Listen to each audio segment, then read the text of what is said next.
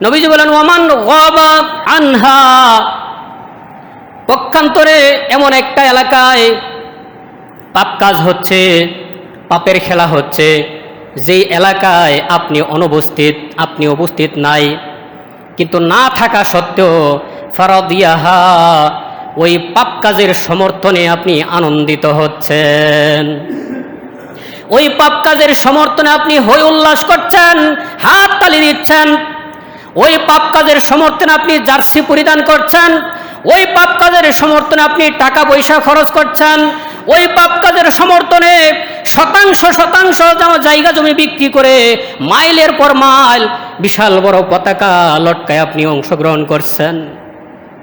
নবীজি বলেন কানা কামান শাহিদাহা, ধরে নেওয়া হবে আপনি ওই দেশেই অবস্থান করছেন, যেখানে পাপের খেলা হচ্ছে ওই খেলাটাকে আপনি সাপোর্ট দেওয়ার কারণে, আনন্দিত হওয়ার কারণে, হই উল্লাস করার কারণে ধরে নেওয়া হবে আপনি ওইখানেই বিদ্যমান। বলেন নাউজুবিল্লাহ। নাজায়েজের দিক থেকে কয়েক ভাগ করা যায়। এক নাম্বার হচ্ছে কুফরি, আরেকটা হচ্ছে হারাম। এক নাম্বার কি? আরেকটা হচ্ছে মাকরু। কুফরিটা হচ্ছে এমন অবস্থায় কোনো খেলা, কোনো খেল তামাশা যদি মানুষকে কুফুরের দিকে নিয়ে যায়, এই জাতীয় খেলা কুফুরি, এটা ডাইরেক্টলি কুফুরি। এই জাতীয় খেলার ধারে কাছেও মুসলমান যাওয়া যাবে না। হযরত আমর ইবনে শুআয়ব রাদিয়াল্লাহু তাআলা তিনি তার পিতা থেকে হাদিসটি বর্ণনা করেছেন, তার পিতা তার দাদা থেকে হাদিসটা বর্ণনা করেছেন। তার দাদা সরাসরি নবীজি সাল্লাল্লাহু আলাইহি ওয়াসাল্লামকে বলতে শুনেছেন, আমার আপনার প্রিয় নবী, জানের জান প্রাণের প্রাণ বিশ্ব নবী, সকলের মডেল, সকলের আদর্শ, সব সময়ের জন্য যিনি আদর্শ, মুহাম্মদ রাসূলুল্লাহ সাল্লাল্লাহু আলাইহি ওয়াসাল্লাম আমাদেরকে বলেছেন, লাইসা মিন্না মান তাশাব্বাহা বিগাইরিনা, ওই ব্যক্তি আমার দলভুক্ত নয়, আমার উম্মত নয়, যে ব্যক্তি অন্য কোনো কওমের, অন্য কোনো জাতির অনুসরণ করে সাদৃশ্য রাখে। বলেন নাউজুবিল্লাহ। নবীজি বলছেন লাইসা মিন্না মান তাশাব্বাহা বিগাইরিনা, যে বা যারা আমি নবী মুহাম্মদ সাল্লাল্লাহু আলাইহি ওয়াসাল্লামকে বাদ দিয়া অন্য কোনো জাতির, বিজাতির অনুসরণ করে, তার সাথে মিল রেখে চলাচল করে, সে আমার উম্মত নয়, সে আমার দলভুক্ত নয়। এরপরে নবীজি ডাইরেক্টলি প্রকাশ করে দিয়েছেন, লা তাশাব্বাহু বিল ইয়াহুদ, ও আমার উম্মতেরা, তোমরা ইহুদিদের সাথে সাদৃশ্য রেখো না, মিল রেখো না তোমাদের চলনে বলনে, ওয়ালা বিন নাসারা, খ্রিস্টানদের সাথে তোমাদের চলনে বলনে, আচার কৃষ্টি কালচার, পোশাকে আশাকে, চুল কাটিংয়ে সহ কোনো কিছুতে তোমরা ইহুদি খ্রিস্টানদের সাদৃশ্য রেখো না, তাদের সাথে কোনো মিল রেখো না। অথচ আজকাল দেখা যাচ্ছে অনেক যুবকেরাই অমুক প্লেয়ারকে ভালোবেসে, মেসি বা টেসি যেটাই হোক, এই সবগুলো হচ্ছে খ্রিস্টান এবং ইহুদি, এদেরকে ভালোবেসে মহব্বতে, এদের মহব্বতে সে যেই গেঞ্জিটা পরে, সে যেই নাম্বারের জার্সিটা পরে, এই নাম্বারের জার্সিটা সেও পরে কি পরে না? এই জার্সি পরার দ্বারা সে প্রমাণ করলো সে তাকে ভালোবাসে, তার প্রতি তার একটা মহব্বত আছে, তার প্রতি একটা আকর্ষণ আছে, তার একটা টান আছে, তার প্রতি সাপোর্ট আছে। একজন উম্মতে মুহাম্মদী, মুহাম্মদ সাল্লাল্লাহু আলাইহি ওয়াসাল্লামের উম্মত দাবি করবে, আবার সে অন্য বিধর্মী ইহুদি খ্রিস্টানের প্রতি তার আকর্ষণ থাকবে, তার মহব্বত থাকবে, তার ভালোবাসা থাকবে। নবীজি বলছেন লাইসা মিন্না মান তাশাব্বাহা বিগাইরিনা, যে ব্যক্তি অন্যের অনুসরণ করে সে আমার উম্মত না। সম্মানিত যুবক ভাইয়েরা এবং আমাদের আলোচনা যে যেখান থেকে দেখছেন বা দেখবেন, মুসলমানদেরকে সাবধান হতে হবে। আপনি কিসের পিছনে দৌড়াইতেছেন? আপনার ঈমান ইসলাম ঠিক থাকবে কি থাকবে না, এই বিষয়গুলো আমাদেরকে একটু চিন্তা করা দরকার আছে না নাই? একে একে আমরা বিস্তারিত জানব যেই খেলা মানুষকে কুফরের দিকে নিয়ে যায়, ওই খেলাটা হচ্ছে কুফরি। যেই খেলা কুফরি, খেলতে গিয়ে কুফরি হয়, ওই খেলাটা দেখাও কুফরি। যেমন জাদুবিদ্যা, এটা কুফরের দিকে নিয়ে যায়। এই জাদুবিদ্যার কারণে ঈমান নষ্ট হয়ে যায়। এখন আপনি ওই জাদুগিরের সামনে দাঁড়াইয়া ঘন্টার পর ঘন্টা আপনি জাদু খেলা দেখতেছেন। আপনি কিন্তু জাদুর মধ্যে নাই, আপনি জাদুর পছন্দ করেন না, কিন্তু দেখতেছেন।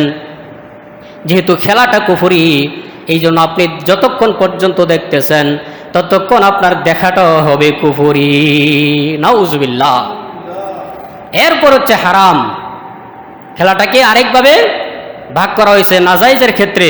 প্রথম পাইলাম কুফরি, 2 নম্বরে কি হারাম। হারাম হচ্ছে ওই খেলা যেই খেলা সরাসরি কুফরের দিকে নিয়ে যায় না, বরং ওই খেলা খেলতে গিয়ে বড় বড় গুনাহ করা হয়, কবিরা গুনাহ করে ফেলা হয়। যেই খেলা খেলতে গিয়ে কবিরা গুনাহ হয়, যেমন বর্তমানে বিশ্বকাপ ফুটবলের কথাই বলেন, যে আপনি যে হাফ প্যান্ট পরেন, ফরজ সত্তর আপনার তরক হয়ে যায়। তরক হয়ে যাওয়ার কারণে কবিরা গুনাহ। কি গুনাহ? খেলাটা কুফরি না, কিন্তু গুনাহ হচ্ছে কবিরা। এই জন্য যেই খেলা খেলতে গিয়া কবিরা গুনার দিকে ধাবিত হয়, এই খেলাটা হারাম। এবার ফুটবল হোক, ক্রিকেট হোক, যেই কোনো খেলা হোক, যদি আপনি শরীয়তের গণ্ডির ভিতরে না থেকে খেলতে না পারেন, এই খেলাটা কি হারাম। কারণ আল্লাহ রাব্বুল আলামিন সূরাতুল মাইদার ভিতরে বলছেন 2 নম্বর আয়াতের শেষাংশে, ওয়া তাআওয়ানু আলাল বিররি ওয়াত তাকওয়া ওয়া লা তাআওয়ানু আলাল ইসমি ওয়াল উদওয়ান। ও বান্দা, তোমরা পরস্পরকে সৎ এবং ন্যায় কাজে, ভালো কাজে তোমরা সহযোগিতা করো, আর অন্যায়, সীমালঙ্ঘন, গুনাহের কাজে একজন আরেকজনকে তোমরা সহযোগিতা করবে না। আজকে দেখা যায় যেই খেলা পাপাচার, যেই তামাশা পাপাচার, ওই পাপাচারের কাজে একজন আরেকজনকে সহযোগিতা করে। এই জন্য এটা কবিরা গুনাহ। সহযোগিতা করা কি কবিরা গুনাহ। এরপরে আছে আরেক দৃষ্টিতে খেলা হচ্ছে মাকরুহ, অপছন্দনীয়। সেটা কি? সেটা হচ্ছে আপনি শরীর চর্চা, ব্যায়ামের জন্য এমনিতেই খেলেন, বিকালবেলায় আপনারা এমনিতেই খেলতেছেন। এটার মধ্যে কোনো জুয়াবাজি নাই, দরাদরি নাই, কোনো টাকা, কোনো পয়সা, কোনো কিছু বিষয় দরাদরি নাই, এমনিতেই ব্যায়ামের জন্য খেলতেছেন। এই খেলাটা মাকরুহ বলা হয়েছে কেন? মাকরুহ হবে তখন, এমনিতেই খেললে কোনো সমস্যা নাই, কিন্তু মাকরুহ হবে কখন? দীর্ঘ সময় আপনি খেলতেছেন, আসরের আজান দিয়েছে খবর নাই, মাগরিবের টাইম হয়ে গেছে খবর নাই, খেলতেছেন। ওই খেলার কারণে এমনিতেই খেলতেছেন, কোনো দরাদরি নাই, জোয়াবাজি নাই, কিন্তু খেলতে গিয়া এমন সময় অপচয় করছেন যেই সময়ের কারণে আপনার আসরে গেল, মাগরিবে গেল, ফরজ গেল। আর হাঁটু অবশ্যই ঢাকা থাকতে হবে, আপনার 17 ঢাকা থাকতে হবে। যদি ঢাকা না তাহলে তো কবিরার পর্যায়ে চলে যাবে। এই জন্য যেই খেলা এমনিতেই খেলা হয়, কোনো কিছু ধরা হয় না, এইটা যদি শরীয়তের গণ্ডির ভিতরে থেকে করা হয় তাহলে জায়েজের পর্যায়ে আসে। তবে সময়ের প্রতি খেয়াল রাখতে হবে, সময় যাতে অপচয় না হয়। সময় অপচয় কোনটা হবে? যদি খেলতে গিয়ে আপনার ফরজ তরক হয়ে যায়, আসরের নামাজ ফরজ বাতিল হয়ে গেছে, আঁটু বসায় ফেলছেন, মাগরিব চলে গেছে। এই জন্য এই জাতীয় অপচয়কে আল্লাহ তাআলা নিষেধ করেছেন। এবার হোক সময়, টাকা পয়সা, শ্রম, মেধা, কোনো কিছুর অপচয় করা যাবে না।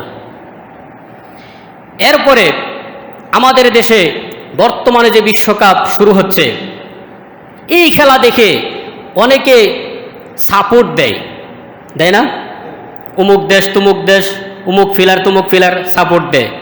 এই সাপোর্টের কারণে খেলতে গিয়া, খেলা দেখতে গিয়া, যখন তার পক্ষের দল যখন গোল করে, হাতে তালি দেয়, জিগার মারে, হই উল্লাস করে, রং মেখে বিভিন্ন রকমের আনন্দ উল্লাস করে কি করে না? এই জাতীয় উল্লাস করা ইসলাম কি বলে দেখেন। عن عرس بن عميرة الكندي رضي الله تعالى عنه عن النبي صلى الله عليه وسلم حضرت عرس ibn উমাইরা আল কিন্দি রাদিয়াল্লাহু তাআলা থেকে বর্ণিত হাদিস, তিনি বলেন আল্লাহর নবী সাল্লাল্লাহু আলাইহি সাল্লাম বলেছেন, ইযা উমিলাতিল খতিআতু ফিল আরদ, পৃথিবীর কোথাও যদি পাপ কাজ সংগঠিত হয়, ভালো করে খেয়াল করবেন, ভালো করে খেয়াল করেন। মানুষ গুনাহ কামাই করবে এক দেশে, আর আমরা মুসলমানেরা ফাও গুনাহ কামাই করতেছি। কিভাবে? ভালো করে লক্ষ্য করেন। নবীজি বলেন, ইযা উমিলাতিল খতিআতু ফিল আরদ, পৃথিবীর কোথাও যখন পাপ কাজ সংগঠিত হয়, কানা মান শাহিদাহা, ওই ব্যক্তি যদি পাপ কাজের জায়গায় উপস্থিত থাকে, ফাকারিহাহা, কিন্তু সে এটাকে অপছন্দ করে। আপনার এলাকায় একটা খারাপ কাজ হচ্ছে, গান বাজনা সহ অবৈধ খেলা হচ্ছে, আয়োজন করা হচ্ছে, কিন্তু আপনি এখানে আছেন, এটাকে আপনি বাধাও দিতে পারতেছেন না, কিন্তু এটাকে আপনি অপছন্দ করেন।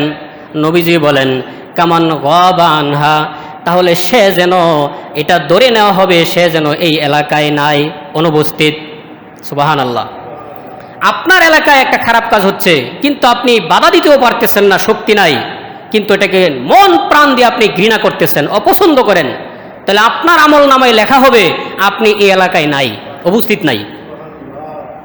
পক্ষান্তরে আসেন, নবীজি বলেন, ওয়ামান গাবা আনহা, পক্ষান্তরে এমন একটা এলাকায় পাপ কাজ হচ্ছে, পাপের খেলা হচ্ছে, যেই এলাকায় আপনি অনুপস্থিত, আপনি উপস্থিত নাই, কিন্তু না থাকা সত্ত্বেও ফারাদিয়াহা, ওই পাপ কাজের সমর্থনে আপনি আনন্দিত হচ্ছেন, ওই পাপ কাজের সমর্থনে আপনি হৈ উল্লাস করছেন, হাত তালি দিচ্ছেন, ওই পাপ কাজের সমর্থনে আপনি জার্সি পরিধান করছেন, ওই পাপ কাজের সমর্থনে আপনি টাকা পয়সা খরচ করছেন, ওই পাপ কাজের সমর্থনে শতাংশ শতাংশ জায়গা জমি বিক্রি করে মাইলের পর মাইল বিশাল বড় পতাকা লটকায় আপনি অংশগ্রহণ করছেন। নবীজি বলেন, কানা কামান শাহিদাহা, ধরে নেওয়া হবে আপনি ওই দেশেই অবস্থান করছেন, যেখানে পাপের খেলা হচ্ছে, ওই খেলাটাকে আপনি সাপোর্ট দেওয়ার কারণে, আনন্দিত হওয়ার কারণে, হৈ উল্লাস করার কারণে ধরে নেওয়া হবে আপনি ওইখানেই বিদ্যমান। বলেন নাউজুবিল্লাহ। আমার যুবক ভাইয়েরা সাবধান। এই ওয়াজ শুনে অনেকের মনে একটা প্যাঁচ লাগতেছে, হুজুর দিছে প্যাঁচ লাগাইয়া, কেমনে এখন খেলা দেখতাম। এত বেহুশ হইেন না আপনি। এই যে ফেসবুকে কিন্তু আমরা দেখছি, কোন এলাকার জানি এক কৃষক তার 30% জায়গা বিক্রি করে ফেলাইছে, জায়গা বিক্রি করে সে জার্মানের পতাকা বানাইছে, মাইলের পর মাইল। বলেন দেখি লাভটা কি? এই জার্মানি রাখি তারা 1 টাকা দিবে, তারা এসে বলবে তোমাকে ধন্যবাদ, থ্যাংক ইউ দিবে? না, তারা জানবেই না। তো নবীজির এই হাদিস অনুযায়ী সে কিন্তু গুনার ভাগীদার হয়ে গেল। তারা ওই দেশে পাপের খেলা জোড়াইছে, আর আমি এই দেশ থেকে হৈ হুল্লোড় করে সাপোর্ট দিয়ে আনন্দ মাতাল উল্লাস করে আমিও গুনার ভাগীদার হয়ে গেলাম। আল্লাহ তাআলা আমাদের সবাইকে হেফাজত করুন, বলেন আমিন। মহব্বতে জার্সি পরা, পতাকা উড়ানো, এই ব্যাপারে কি অবস্থায়? আসুন দেখি সরাসরি হাদিস থেকে আমরা জানি। হযরত আব্দুল্লাহ ইবনে মাসউদ রাদিয়াল্লাহু তাআলা থেকে বর্ণিত, তিনি বলেন, আন্না রাজুলান জাআ ইলা রাসূলিল্লাহি সাল্লাল্লাহু আলাইহি সাল্লাম, এক ব্যক্তি নবীজির কাছে আসলো, আয়েশা জিজ্ঞেস করতেছে, ইয়া রাসূলুল্লাহ, ইয়া হাবিবাল্লাহ, কাইফা তাকুলু ফি রাজুলিন আহাব্বা কওমান ওয়া লাম ইয়ালহাক বিহিম, নবী গো, আপনি ওই ব্যক্তি সম্পর্কে কি বলবেন যে কোনো সম্প্রদায়কে ভালোবাসে, একটা সম্প্রদায়কে সে ভালোবাসে, কিন্তু তাদের আমলের স্তরে সে পৌঁছাইতে পারে নাই। এমন একজন জাতিকে, এমন একটা বিষয়কে সে ভালোবাসে, মহব্বত করে, কিন্তু যাকে মহব্বত করে সে যা করে সে নিজে তা করতে পারে না, সে নিজে এমন স্তরে পৌঁছতে পারে না। এটা ভালো কাজের দিকে হতে পারে, খারাপ কাজের দিকে হতে পারে। তখন নবীজি এই কথা শোনার পরে বলতেছেন, আলমার ও মা মান আহাব্বা, মানুষ তার সাথেই হাসর নসর হবে, তার সাথেই সে থাকবে যাকে সে ভালোবাসে। যাকে সে ভালোবাসে তার সাথেই সে থাকবে। এবার আপনি যদি ভালো মানুষকে ভালোবাসেন, হাসর হবে ভালো মানুষের সাথে। এখন আপনি যদি ওই 3 কাটন্না কত জাতের ডিজাইনটা চুল যে কাটছে কোন প্লেয়ার, সে কোন জাতের জার্সি পরছে, তার মহব্বতে আপনি তার কাটিংয়ে চুল কাটলেন, তার মহব্বতে আপনি জার্সি পরলেন, তার মহব্বতে আপনি পতাকা উড়াইলেন, হই উল্লাস করলেন, আনন্দ উল্লাস করলেন। নবীজি বলছেন, আলমার ও মা মান আহাব্বা, যাকে সে ভালোবাসলো তার সাথেই তার হাসর নসর হবে। বলেন নাউজুবিল্লাহ। এই জন্য আমরা ভালোবাসি নবীদেরকে, ভালোবাসি সাহাবীদেরকে, ভালোবাসি শুহাদায়ে কেরামগণকে, ভালোবাসি সালেহিনদেরকে, ভালোবাসি আল্লাহ তাআলার নেককার ওলি গাউস কুতুব পীর পয়গম্বরদেরকে, আলেম ওলামাদেরকে, যাতে আমাদের হাসর নসর হয় তাদের সাথে। বলেন আমিন। এই জন্য মুসলমান যুবক ভাইয়েরা, যুবতী বোনেরা কোনোদিন বিধর্মী ইহুদি খ্রিস্টানদেরকে কিছুতেই তাদেরকে ভালোবাসা তাদের প্রতি পোষণ করতে পারে না। কারণ আপনি যেই আর্জেন্টিনা বলেন আর ব্রাজিল বলেন, এরা তো ইহুদি খ্রিস্টান, এরা ফিলিস্তিনি মুসলমানদেরকে টুকরা টুকরা করার জন্য, দুনিয়া থেকে নিশ্চিহ্ন করে দেওয়ার জন্য তাদের অর্থ সরাসরি তাদের সাপোর্ট, অথচ আমরা মুসলমান হয়ে তাদের পক্ষে সাপোর্ট দেই। বলেন নাউজুবিল্লাহ। হযরত আনাস রাদিয়াল্লাহু তাআলা থেকে বর্ণিত হাদিস, নবী সাল্লাল্লাহু আলাইহি ওয়াসাল্লাম বলেছেন, ইদা মুদিহাল ফাসিক গাদিবার রব্বু, যখন কোনো ফাসিকের প্রশংসা করা হয় তখন আল্লাহ রাব্বুল আলামিন রাগান্বিত হয়ে যায়। ফাসিকের প্রশংসা কিভাবে হয়?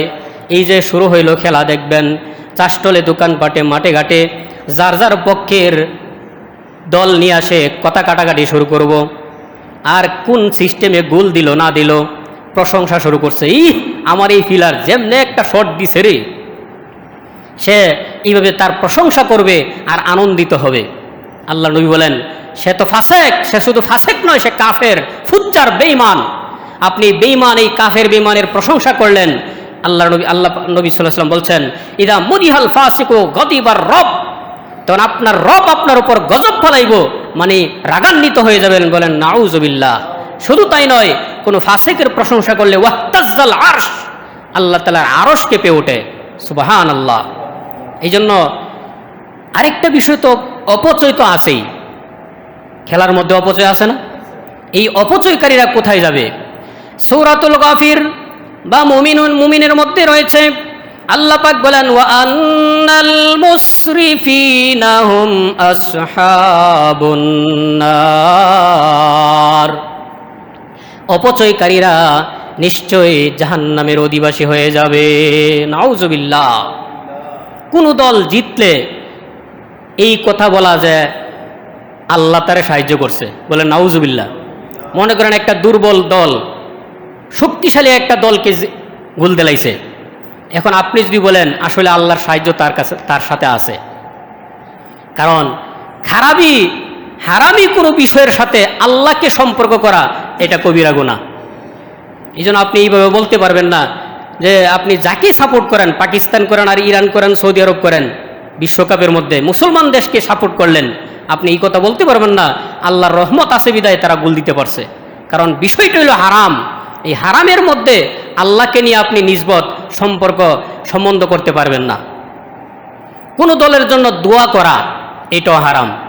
আপনি যে দলকে সাপোর্ট করেন, আপনি দোয়া করেন, আল্লাহ আমার এই দলকে তুমি জিতায়ে দাও, বলেন নাউজুবিল্লাহ, এটাও হারাম।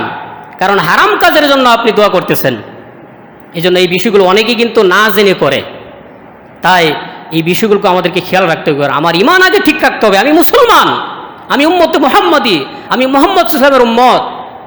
আমাকে কবরে দেওয়ার সময় বলা হবে, কবরে রাখার সময় বলা হবে, বিসমিল্লাহি ওয়া আলা মিল্লাতি রাসূলিল্লাহ। ও আল্লাহর বান্দা, তোমাকে আল্লাহর নামে রাসূল সাল্লাল্লাহু আলাইহি ওয়াসাল্লামের আদর্শের উপরে রেখে গেলাম। এই কথা বলে আমাকে কবরে রাখা হবে, আর কবরওয়ালা ব্যক্তি যদি সারা জীবন নবীজির আদর্শের বিপরীত চলে, উল্টাপাল্টা চলে, তাহলে এই কথা বলে রাখার কোনো মানে থাকবে না। এই জন্য অনেকগুলো কারণ আছে, যেহেতু সময় শেষ, সংক্ষেপে আর একটু বলে দিচ্ছি যে সময় ও অর্থের অপচয়। খেলার মধ্যে সময় এবং অর্থের অপচয়। আপনি রাত জেগে জেগে খেলা দেখলেন, ফজর নাই, শেষ। এই খেলার জন্য আপনি ফজর নামাজ ইচ্ছা থাকলেও পড়তে পারবেন না, অধিক রাত আপনাকে জাগতে হবে। এই জন্য আল্লাহ পাক বলেন, ওয়াল্লাযীনা হুম আনিল লাগওয়ি মুরিদুন। বান্দারে, যারা বেহুদা কথাবার্তা এবং কাজ থেকে নিজেকে দূরে রাখতে পারবে, তারাই হবে সফল কাম। সুবহানাল্লাহ। এই খেলা বিশেষ করে অমুসলিমদের আবিষ্কৃত খেলা, এটা তাদের সংস্কৃতি, এটা মুসলমানদের কোনো সংস্কৃতি নয়। নবীজি বলছেন, মান তাশাব্বাহা বিকাউমিন ফাহুয়া মিনহুম। কোনো ব্যক্তি যদি কোনো জাতির সাদৃশ্য অনুসরণ করে, সে তাদেরই অন্তর্ভুক্ত। বলেন নাউজুবিল্লাহ। এইসব খেলা মানুষকে আল্লাহর স্মরণ থেকে দূরে রাখে, আল্লাহর স্মরণ থেকে, জিকির থেকে মানুষকে গাফেল করে রাখে। এই জন্য খেলাটাকে, খেল তামাশাকে আরবিতে বলা হয় লাহউন। সূরাতুল লুকমানের ভিতরে আল্লাহ পাক বলছেন, ওয়ামিনান নাসি মান ইয়াশতারি লাহওয়াল হাদিসি লিয়ুদিল্লা আন সাবিলিল্লাহি বিগাইরি ইলম।